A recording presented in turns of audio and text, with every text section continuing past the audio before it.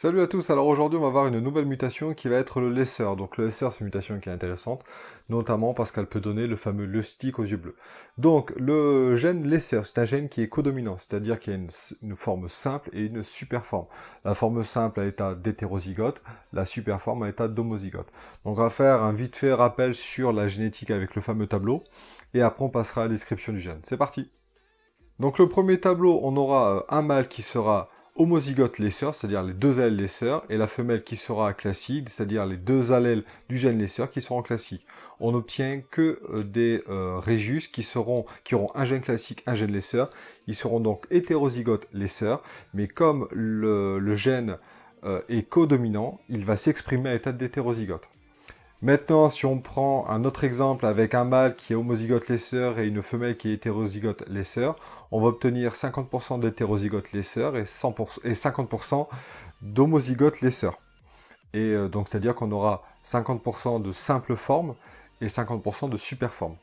Donc, comme le gène est codominant, dès qu'il y a un allèle laisseur, le gène sera exprimé. Donc, on aura la simple forme et la super forme. Donc là, maintenant, on va commencer la description. On va commencer par la simple forme et on continuera par la super forme. On va commencer comme d'habitude. Tête, les motifs, la couleur de fond et la ventrale. C'est parti. Alors, on commence par la tête. Donc, la couleur de fond va être, ça part du noir au marron. Donc là, c'est vrai que quand vous voyez cette photo, vous dites, il n'y a rien à voir avec le noir. En fait, à l'état du juvénile, les couleurs sont bien plus foncées, bien plus accentuées que sur les couleurs sur un adulte. Donc le marron, le noir, c'est bien plus pour les juvéniles, le marron sera bien plus pour les parents, et ça c'est quand même un marron assez clair. Pour le masque, par contre, là on est sur une couleur très claire, et là on va parler d'un beige, avec des yeux qui eux seront verts. Donc les yeux c'est quand même aussi un moyen de bien reconnaître le laisseur, parce que les yeux verts, tous les rhésus ne l'ont pas. Alors sur cette photo, on va parler de la dorsale. Par contre, on va en profiter pour revoir un petit peu sur la tête. Donc malgré cette photo, on voit quand même un peu. Et là, c'est un juvénile. Et on voit bien que la couleur est bien plus foncée et va tirer bien plus sur le noir. Donc les juvéniles sont toujours plus foncés que les adultes. Là, on va parler de la dorsale. Donc sur la dorsale, on voit que c'est une dorsale qui est assez linéaire, mais c'est totalement aléatoire. Sur ce spécimen-là en particulier, la dorsale est comme ça, mais sur un autre, ça peut être vraiment anarchique, vraiment aléatoire. La couleur, là on va parler, même à l'état du juvénile, c'est une couleur qui est très claire, et là on va parler toujours de beige. Alors maintenant on va parler des motifs de flanc, mais par contre on va revenir brièvement sur les motifs de la dorsale. Là on voit bien sur ce spécimen que la dorsale n'est plus du tout en stripe, là on voit bien que ça a plein de petits spots. Donc c'est pour, j'en profite pour revenir sur la forme qui est totalement aléatoire. Là on va parler des motifs de flanc. Donc les motifs de flanc, les formes sont totalement aléatoires, donc ça peut être des spots, ça peut être des grosses taches, ça peut être quelque chose qui rejoigne la dorsale ou qui part sur les flancs, c'est vraiment aléatoire. Par contre, au niveau des couleurs, on reste sur quelque chose qui est quand même assez constant. Une couleur qui va être assez beige, un beige un peu plus prononcé que le beige qu'on a sur la dorsale. Un contour toujours foncé qui va partir sur un marron, voire sur un noir. Et le bas du motif qui sera toujours très clair jusqu'au blanc. Alors sur cette photo, ce qui est intéressant, ça reprend un petit peu toutes les autres photos qu'on a vues juste avant. Donc j'en profite aussi pour me dire, désolé, il n'y a pas trop de photos, parce que les mutations comme le laisseur, en fait, ça a tellement été mis en combo, qu'en fait, avoir des spécimens simples laisseurs, c'était pas forcément évident, j'ai eu très peu de photos. Désolé, mais bon, c'est des photos qui sont intéressantes, surtout celle-là. On voit bien, il y a le juvénile et l'adulte. Et on voit bien les différences de teinte, on voit bien vraiment le côté un peu aléatoire sur les motifs. Cette photo est très intéressante pour ça. Là, elle va nous servir pour parler des motifs de fond, enfin de la couleur de fond. Et en fait, là en plus, on peut vraiment faire le parallèle entre le juvénile et l'adulte. Donc on aura une couleur de fond qui sera toujours foncée. Donc sur un juvénile, on va se rapprocher du noir. Sur un adulte, on va se rapprocher du marron. Donc toujours, hein, plus il est jeune, plus il sera foncé, plus il est vieux, plus il sera clair. Après, tout dépend aussi son point de départ. Hein. Si vous avez un juvénile qui est assez clair, il finira très clair en vieillissant. Si vous avez un juvénile qui sera très foncé, en vieillissant, il sera plus clair, mais il sera pas non plus très clair. Donc revenons sur la couleur de fond. Donc j'ai dit, noir, plutôt noir pour les juvéniles, plutôt marron pour les adultes. On a des zones de blush, hein, toute la dorsale n'est pas blushée, il y a quand même des zones de blush par-ci par-là, ou que ça soit sur le juvénile comme sur l'adulte, plus sur l'adulte.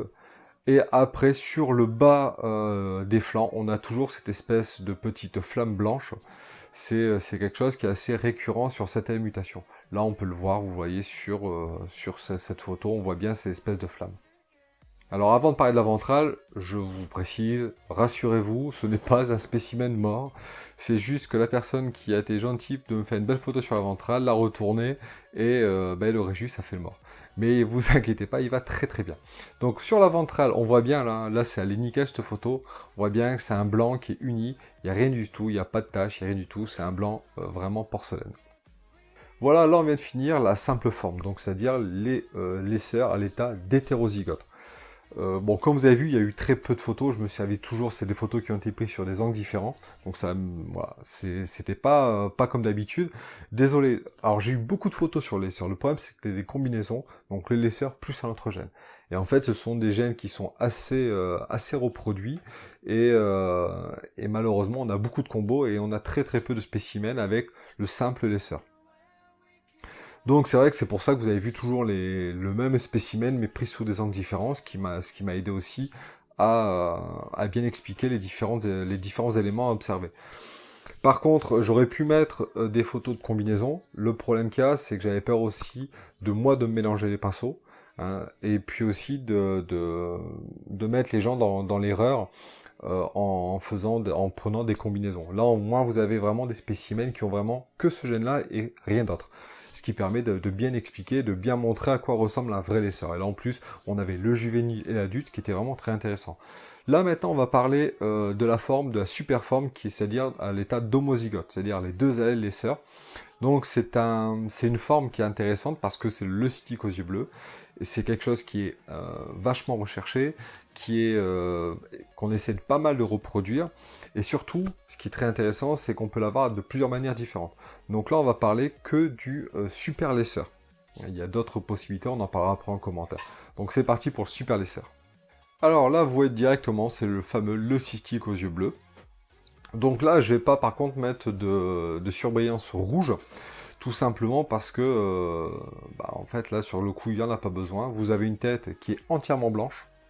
Donc le masque n'est pas visible, la couleur de fond, enfin, la tête est vraiment blanche, avec cet œil bleu. Hein, c'est vraiment la particularité de cette mutation-là.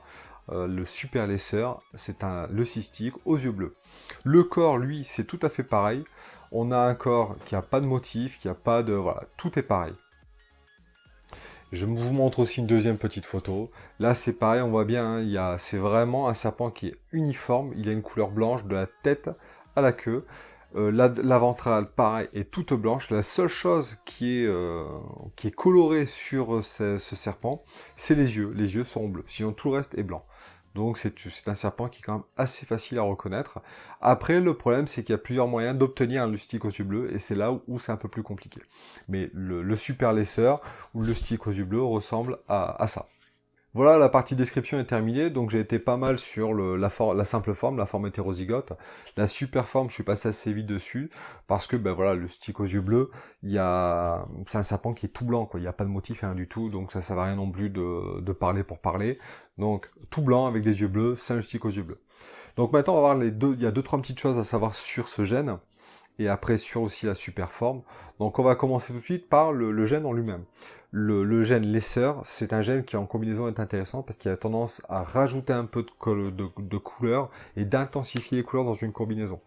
Donc quand vous voulez faire une combinaison et que vous voulez rajouter un peu de peps au niveau des couleurs, le laisseur permet un peu de relever le niveau de l'intensité des couleurs. Ensuite, on confond toujours, souvent on mélange le laisseur et le butter. C'est deux gènes qui sont vraiment très très proches en termes sur les colorations, sur l'aspect général. Il y a une chose qui permet de les différencier, bon après il faut aussi la pratique, il faut aussi, à force d'en voir, c'est plus facile, c'est qu'un laisseur sera moins jaune qu'un butter. C'est-à-dire que le laisseur, lui, va partir sur des colorations qui seront bien plus beiges, alors que le butter, lui, va partir sur des colorations qui seront bien plus jaunes. Donc voilà, à force, vous allez prendre l'habitude, le laisseur beige, le butter jaune. Après, c'est vraiment les grandes lignes, mais c'est un peu ça. Donc là, on va parler brièvement du Lucky Stick. Donc là, je dis brièvement parce que le stick, c'est quand même un gros package. Donc je n'ai pas fait encore toutes les vidéos pour pouvoir en parler totalement. Je ferai de toute façon une vidéo spéciale de stick aux yeux bleus. Là, ce qu'il faut retenir, c'est que le stick aux yeux bleus, on peut l'obtenir à l'aide d'une super forme, mais aussi à l'aide en croisant deux gènes différents. Alors, comme je viens de parler du butter, on va rester sur le butter. Vous pouvez obtenir le stick avec un super laisseur, avec un super butter, mais vous pouvez aussi l'obtenir en croisant un laisseur et un butter. Voilà. Donc c'est pour vous dire qu'il y a plusieurs manières d'obtenir le stick aux yeux bleus. Quand j'aurai fait tous les gènes qui permettent de l'obtenir, je ferai une vidéo spéciale de ce stick aux yeux bleus. Voilà. Donc j'espère que cette vidéo vous a plu. Désolé, il n'y avait pas non plus, il y avait moins de photos que d'habitude. Le laisseur, c'est un peu compliqué à ce niveau-là. Sinon, j'espère que ça vous plaît. Je remercie tous ceux qui m'aident à réaliser ces vidéos, qui m'aident à établir mes fiches et tout ça. Je remercie tous ceux qui me donnent les clichés. Et puis je remercie tout le monde qui me regarde. Voilà. Allez, moi je vous dis ciao ciao.